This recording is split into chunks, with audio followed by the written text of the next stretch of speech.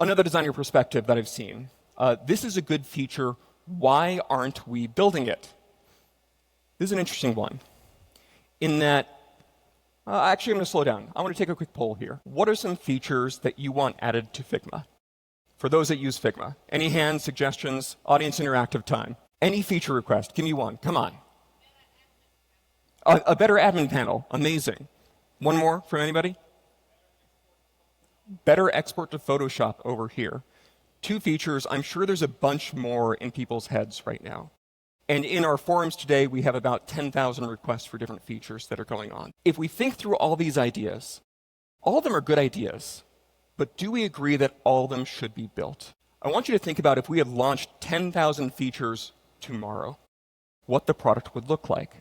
And I want you to pretend we prioritized every single request from every single user. The shape of the product would change completely.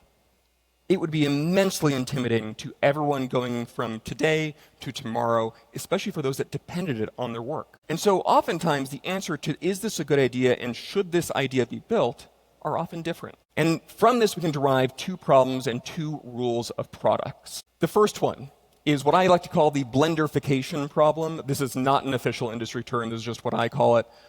Who here has used Blender? Not a juice blender, but the product Blender itself? A bunch of people in the room, amazing. It's one of my favorite products that's out there, huge success for the open source community, but also it is such a powerful tool. And you can see that just by looking at it. You see it and you're like, whoa, there's a lot going on here, this is crazy. But it's also immensely complex.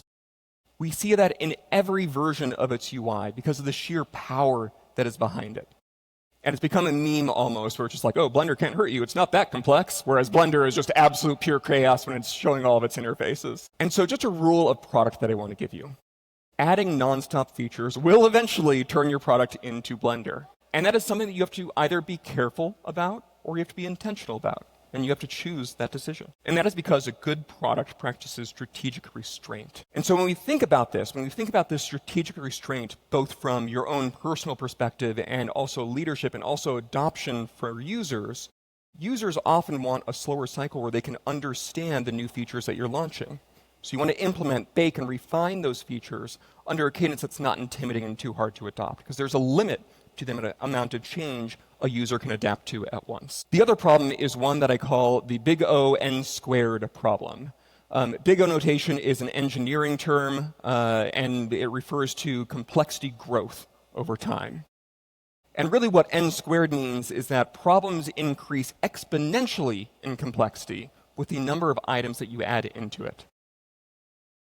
A small example of this, I'm going to give you just like a quick example, which is let's pretend that everybody had to shake everyone else's hands before a meeting, before it would start.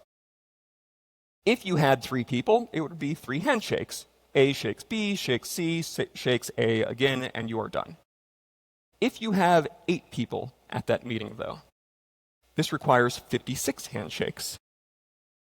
If you have 30 people at that meeting, at a rate of 1 second per handshake, you will not end your or start your 30-minute meeting before those handshakes finish. And that is a classic example of exponential growth, or an order n squared problem.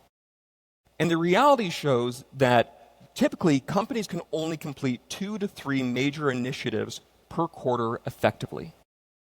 And oftentimes the reason behind this is because every feature adds exponential complexity to the overhead required to track everything going on.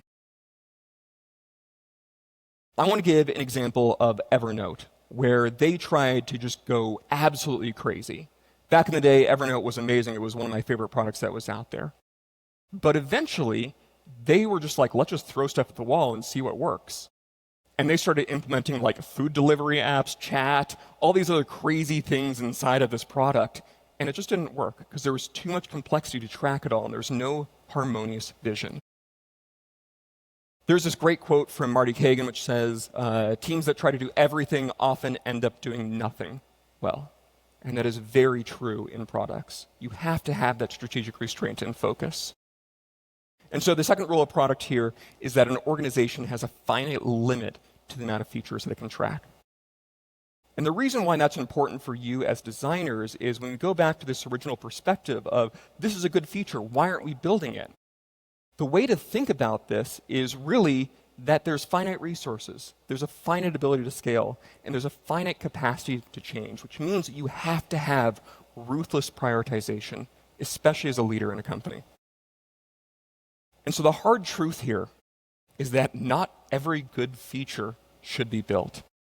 And I got this wrong when I was a designer. As you are pitching your ideas and trying to get buy-in for the stuff that you're working on, I want you not to think about the question of, should I build an idea that's good? I want you to think, of the good ideas that we have, what 2 to 3 should we focus on? Because there's probably tons of really good ideas going on in your company. And really, for you, it's pitching to leadership why yours should be prioritized versus the other good ideas that are out there. So a refreshed designer perspective, the objective isn't to convince your leads your idea is good. The objective is to convince them that it makes more strategic sense